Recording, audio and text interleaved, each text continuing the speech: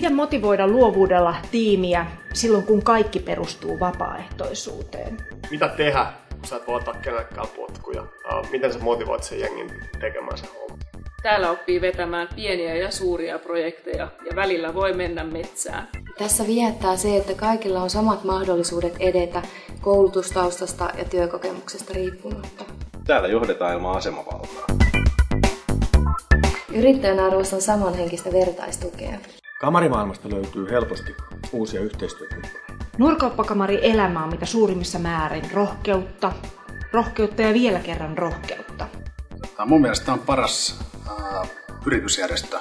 Parhaat yhteistyökumppanit ja yrittäjäkumppanit löytyy täältä. Tämän kautta mä sain ihan todelliset siivet lähteä yrittäjäksi. Elinikäisiä ystäviä. Ei sellaista alaa olekaan, josta tarvittaessa ei löytyisi Nuorkauppakamari-kontaktia. Verkosto tukee myös muutostilanteessa. Aina löytyy bileseuraa. Musta on ihan käsittämätöntä. Tässä järjestössä on jotain baby-klubejakin. Mulla ei oikeastaan niistä vielä itse kokemusta, mutta hei, joka sorttiin. Mä kuulun siihen partyklubiin. Löysin hyvän avioerojuristin sekä uuden miehen. Hei, aivan upeita projekteja. Me vaikutetaan ihan oikeasti yhteiskuntaan. Sain vaikuttajapäiviltä hyviä vinkkejä vaalikampanjaan. Nostamme esiin menestyneitä nuoria naisia ja miehiä. Oletko sinä vuoden nuori johtaja? Onnistumiset palkitaan. Ja sitten se semmoinen tekemisen riemu. Ja mikä suomalaisilta puuttuu hirveästi on se, että täällä on joutunut sanomaan itsestään hyviä asioita. On ollut pakko kehua itseään, jotta tulee valituksi. On pakko ääneen sanoa, että mä osaan jotakin. Pakko ääneen sanoa, että mä olen hyvä jossakin.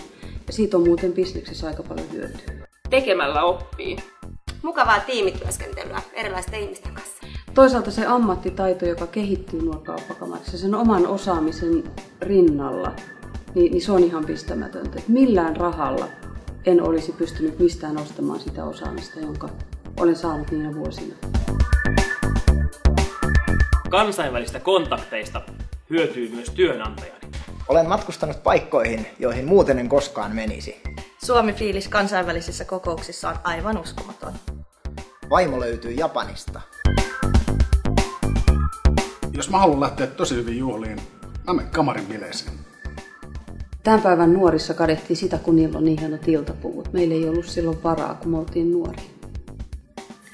Nuorkauppakamari-toiminnan upeat hetket ovat olleet upeiden tilaisuuksien koordinointia, järjestämistä, luomista fantastisten ihmisten kanssa. Parhaat bileet. Nuorkauppakamarin kautta saat upeita ystäviä. Tule mukaan. Tää on aivan fantastinen järjestö. Liity heti.